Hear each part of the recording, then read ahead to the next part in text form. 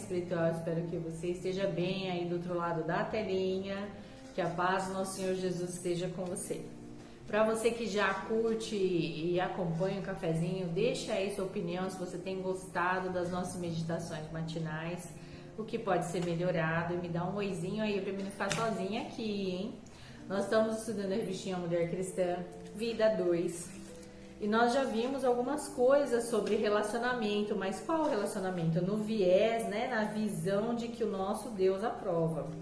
Então nós já vimos algo do tipo, como escolher a pessoa certa, por que dizer não para relacionamento sexual antes do casamento, quais são as bênçãos que acarretam quando nós obedecemos a Deus, as atitudes que devem haver num relacionamento, no namoro cristão, que pode, o que não pode, né?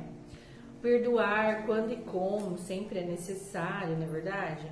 Vimos também problemas, existem vários tipos de problemas nos relacionamentos, onde Deus não é colocado em primeiro lugar, onde a primazia sobre a vontade de Deus não é levada em consideração, e isso acarreta muitos e muitos problemas. Infelizmente, muitos irmãos e jovens na fé não levam em consideração na hora de escolher seu parceiro. Pega seu cafezinho, o meu tá aqui, hoje é cafezão. Mas tá bem ralinho, igual um chazinho para não fazer mal. E hoje a gente vai falar sobre as bênçãos de fazer a vontade de Deus, né? A bênção da espera. É um artigo um pouco grande. Como eu digo, quando é muito grande eu divido em dois. São 4 páginas da nossa amada irmã Linda Pestana, e ela sempre arrasa nos estudos, muita sabedoria, graças a Deus. Na época ela era de São José dos Campos. Vamos ver o que ela tem para falar. Se ficar muito longo, passar muito dos 10 minutos, a gente divide e continua, tá bom? Para finalizar. Num próximo cafezinho. Ela começa falando assim: Tim LaHaye, autor do livro Ato Conjugal, fez uma pesquisa com 1.688 casais sobre a vida sexual deles. Uma das perguntas era: se você fosse casar novamente, o que você modificaria? A resposta que a maioria deles deu foi: eu não teria relações sexuais antes de casar. Que razões produziriam tal resposta?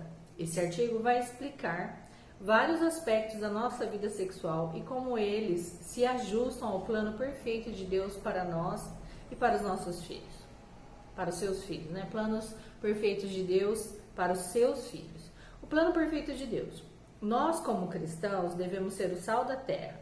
O sal tem 2 funções principais: temperar e preservar.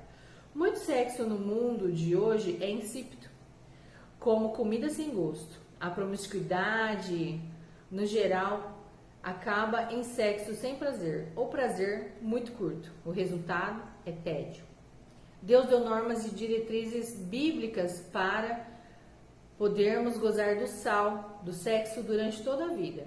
Precisamos entender que os princípios de Deus não são para resistir ao sexo, mas para mostrar que dentro dos limites estabelecidos por Ele, o sexo tem um papel significativo e fundamental na vida dos casais cristãos.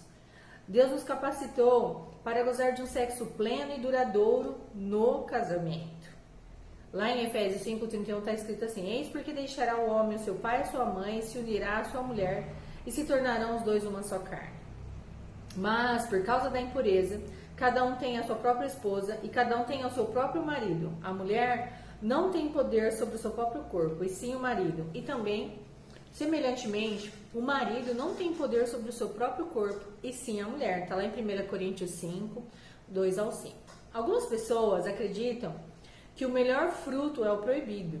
Isso nega a importância do relacionamento na descoberta do prazer.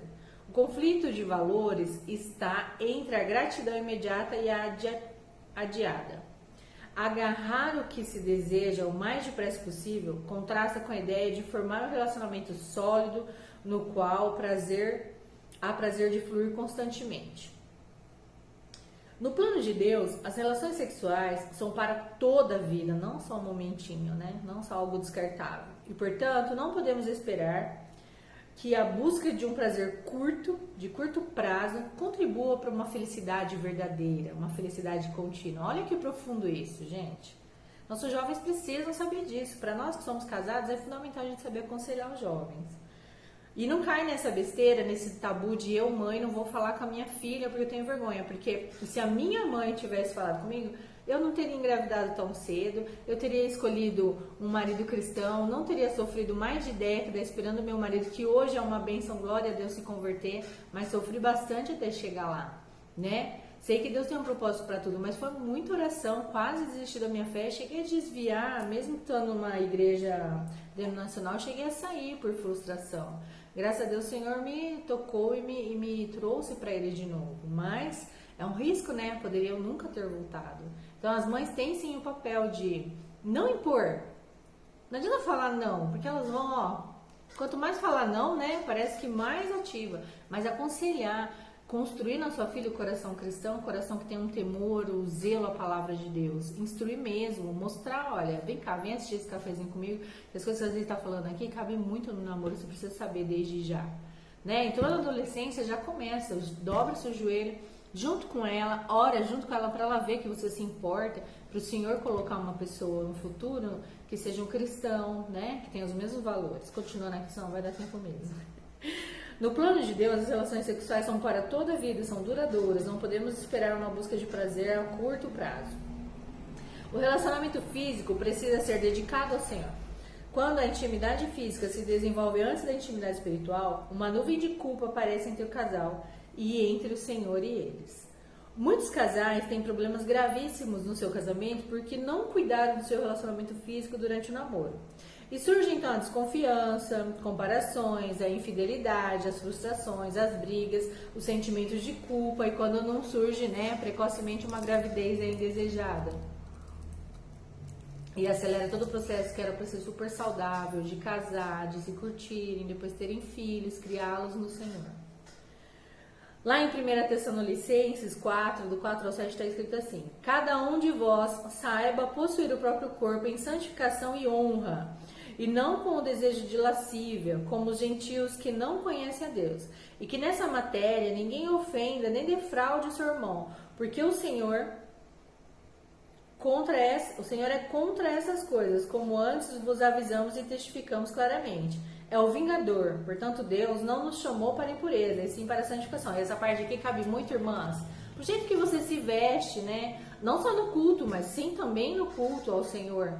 Porque vejo muitas que no culto tá bem até vestida, mas lá fora, misericórdia, você nem parece que é cristã, me perdoa, mas toma cuidado como você se veste, fala para suas filhas das roupas, porque às vezes para você tá bonitinho, tá curtinho, mas é minha filha, não vejo maldade, mas tá tirando a concentração dos irmãos do culto, chamando a atenção dos homens na rua, meu irmão tem que ficar olhando pro teto se não quiser pecar, né?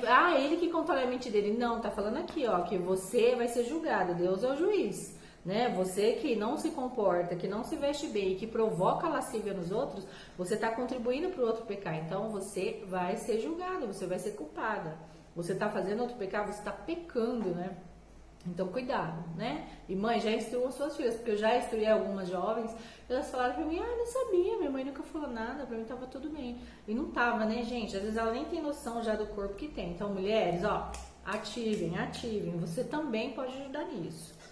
Defraudar significa excitar ou despertar desejos sexuais na vida de outra pessoa que você não pode satisfazer dentro da vontade de Deus. No caso, o casamento. Que é o casamento. A palavra defraudar também significa utilizar-se como fosse uma propriedade de outrem, né? Tá usando a propriedade alheia. Nenhuma outra pessoa é sua propriedade. Ela pertence ao Senhor. Portanto, promiscuidade pré-conjugal representa roubar do outro a sua virgindade, de que deve ser levada para o casamento. Se você faz com que um garoto não seja mais virgem, está roubando de outra mulher que um dia será sua esposa. E vice-versa, né? Roubando de um outro homem que um dia será seu marido. Mas ele vai ser meu marido. Como você pode ter certeza? E mesmo tendo certeza, Deus disse que ele é contra o procedimento entre as pessoas solteiras. Na sexualidade, para noivos não existe, para namorados não existe, é dentro do casamento. A virtude, a castidade, o recato, ainda são as principais pedras com que se constrói um casamento. Lahaille disse, Nunca uma mulher me procurou com complexo de culpa por haver se casado virgem, mas muitas já me pediram aconselhamentos exatamente pela razão oposta. O livro sexual Santidade Sexual, Sanity, de Edward Wilson, afirma que o relatório Calm sobre preferências sexuais, publicado em 1981, cita alguns dos sentimentos negativos expressos por mulheres sobre a perda da virgindade. Embora um número cada vez maior de garotas esteja perdendo a sua virgindade antes do casamento, elas ainda carregam sentimentos de culpa e conflitos sobre os relacionamentos promíscuos que tiveram durante seus anos de envolvimento. A culpa que a mulher passa a sentir durante os anos da infância e da adolescência permanece através da vida adulta. As mesmas se aplicam aos homens que tentam praticar um estilo de vida. O prazer diminui enquanto sentimentos de culpa e insatisfação por se tratar de mulheres como seres inferiores crescem. Não podemos modificar os desígnios de Deus, nem sem sofrer as consequências. Por isso devemos sempre enfrentar a tentação. E enfrentando a tentação vai ficar para o nosso próximo cafezinho. Por quê? Porque é um assunto que tem que ser esmiuçado, gente. Não adianta a gente botar uma venda ou vamos pegar um filtro do, Instagram e dar uma borrifada e tudo bem e não olhar tudo. Porque, gente, o fato de as jovens não se guardar fazem ela ter uma estima muito baixa quando elas não conseguem servir ao Senhor nesse quesito, porque elas se sentem culpadas, inferiorizadas, usadas, indignas depois de escolher um parceiro melhor, porque ele fala, nossa, né, já passei aqui de mão em mão, como que eu vou escolher alguém? E todas as mentiras que Satanás puder aplicar na mente desse jovem que não conseguiu se guardar, isso cabe para o homem também, para o jovem rapaz, ele vai lançar pessoas para falar mal, para deixar a sua reputação, né, totalmente destruída, o seu psicológico, ele vai ficar lançando setas, dedo acusador. O Senhor sabe disso, por isso ele falou, se guarda, nada melhor que o sexo dentro do matrimônio. E assim, homens casados não traiam, mulheres casadas não traiam, se segurem, né? Orem ao Senhor, blinda suas mentes com a palavra Senhor, quando? Dia e noite, constantemente. Cuidado com as redes sociais, cuidado com aquele elogio, cuidado com as amizades não cristãs. Assim, se precaver mesmo, porque o inimigo ele tá assim, ó, tá ao redor, procurando quem ele possa tragar. Ah, mas ele não toca em mim que eu sou cristã.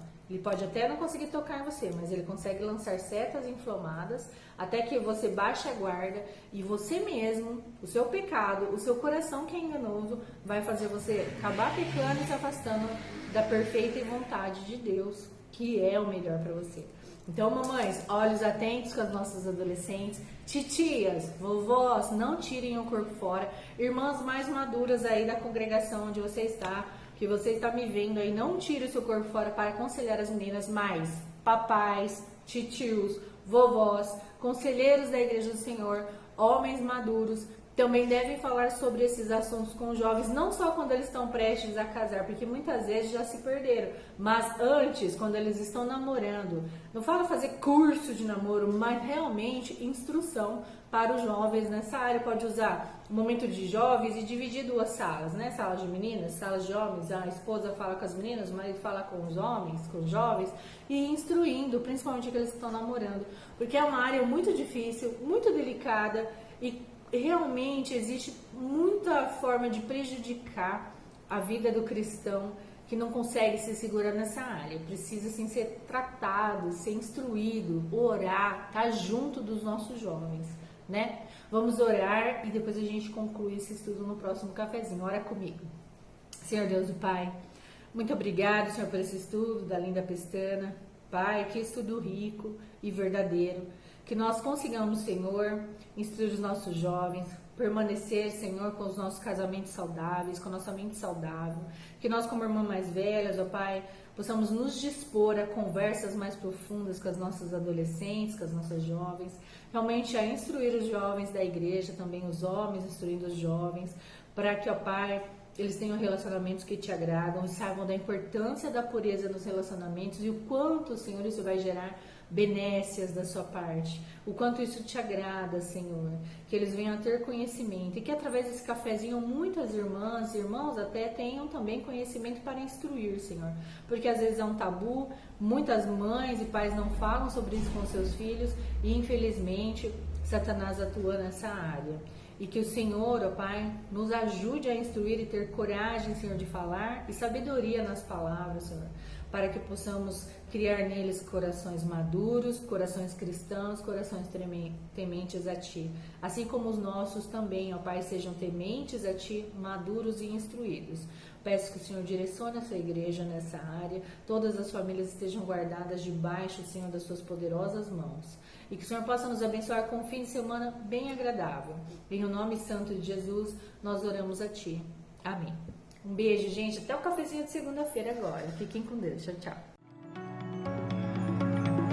Alô, você! Agora na Rádio Escola da Bíblia, né? De segunda a sexta, às 10 da manhã. Cafezinho espiritual com a nossa irmã Deise Silveira. Pois é, agora você vai ter o cafezinho aqui na Rádio Escola da Bíblia e também vai poder assistir na nossa web TV Escola da Bíblia. É verdade, tudo isso no site da radioescoladabiblia.com.